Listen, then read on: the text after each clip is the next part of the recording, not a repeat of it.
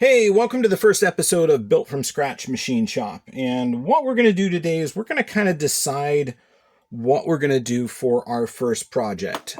So in the introductory video, you saw that I posted a little bit and talked about some of my parts that I'd made previously for the animated Christmas light hobby. And what I want to do today is kind of look at some material that I've had lying around for a few years and decide really what we're going to do with that, because the caveat I had is I didn't want to spend money when we were first starting. So I wanted this project to use things that I had on hand and kind of work from the ground up as far as building a company. So I was looking around at some of the material that I had still left over here in the garage as we're trying to figure out what we're going to do for our first project. You know, what material we're going to use for our first project. Where is the first place we're going to go? So I kind of needed to know what we had. And one of the things I found kicking around was this box.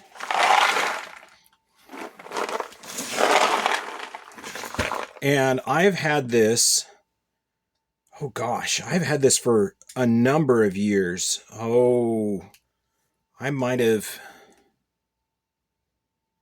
I don't remember. Maybe 2014, somewhere that around there, maybe.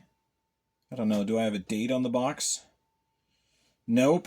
But the box is older. It's got a note on here. It says oval aluminum punch outs for art. So long ago when I got this box of aluminum, I was working on a job in the machine shop, and it was on a manual punch machine called a Strip It.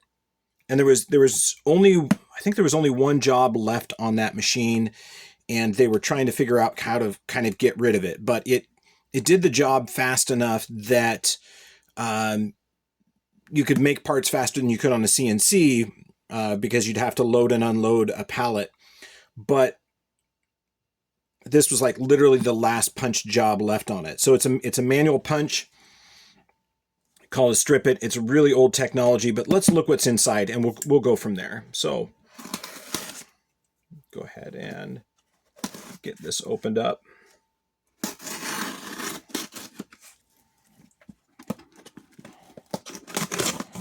I haven't looked at these parts in over a decade. There we go. That is what's in here. Yeah, these are the punches that came out from a job that we used to run when I worked at the machine shop. And when I saw those, I was like, I have to have that. I will figure out something to do with that. So let's get some specs on this so that we know what we're looking with, and then we'll kind of figure out where we want to go. This was an extrusion, so it's probably 6061 T6 aluminum, and I'll pull out my old trusty pair of calipers, and we'll look at this and look at some of the dimensions, and we'll try to get some ideas. Okay, so let's get a width. So it looks like 230 thousandths is going to be our width on that. So not quite a 1/4 inch. That would be a 1/4 inch. We're not there. We're at 230 thousandths. For an overall length, so width 230. Overall length, we're going to just do a rough on this. Looks like about 760 thousandths. So it's about a 1/4 inch by 3/4 of an inch.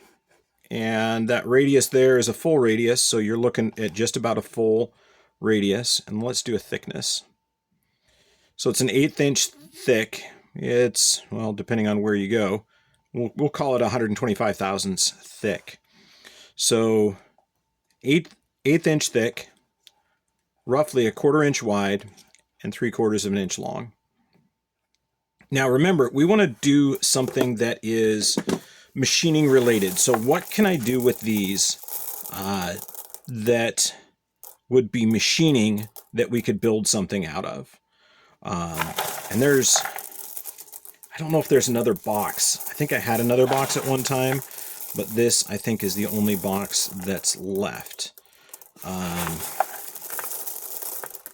Yeah, there's probably a couple thousand of these in here. Let's look at a couple of things that we might be able to use.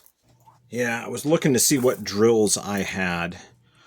So with that being an 1/8 inch, I wouldn't probably do anything other than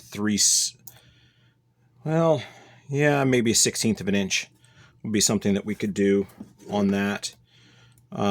So yeah, we'll have to do a little, well, there's 120 thou. So if we did, what's that? 125 thou is 62.5. Roughly about there. Oops. So that would be, if we space that out, gosh, that would be really tight. I was thinking about drilling the long way through this. We may have to drill halfway, or we may have to stack them. But anyway, that's the part. That's the part that we have to work with. So what I want you to do as my viewers, I want you to come up with some ideas of what we could do with these small parts. You know, what can I do with the basic tools that I have here? So we're looking at a bench tapper, a drill press, a buffing wheel, and assorted drill bits, and a few other things. I don't have a milling machine or a lathe yet, but what project could we do to use these punch outs to create something that we could turn around and profit from? I don't have a gram scale here. Wish I did, and then I would know how much it weighed. I don't know. Let's think about that. So anyway, so this is going to be the challenge. So I think this is the challenge for the first one. Is there are thousands of these. You know, what can we do? This whole box is probably 5 inches deep by 6 or 8 inches wide by about a foot, and it's just full of these punch outs. What can we do for a project to use this material to turn around and create a product out of it? So what I'm going to do is I'm going to task you as my brand new audience, my brand new viewers, to come up with an idea of what we can use these punch outs for in a machining project that we could turn around and turn into a product and sell. So let's lay some of these out. You know, because I was kind of, and there's two sides to them. There's a rounded side where it was punched, and then there is kind of a flush or flat side. But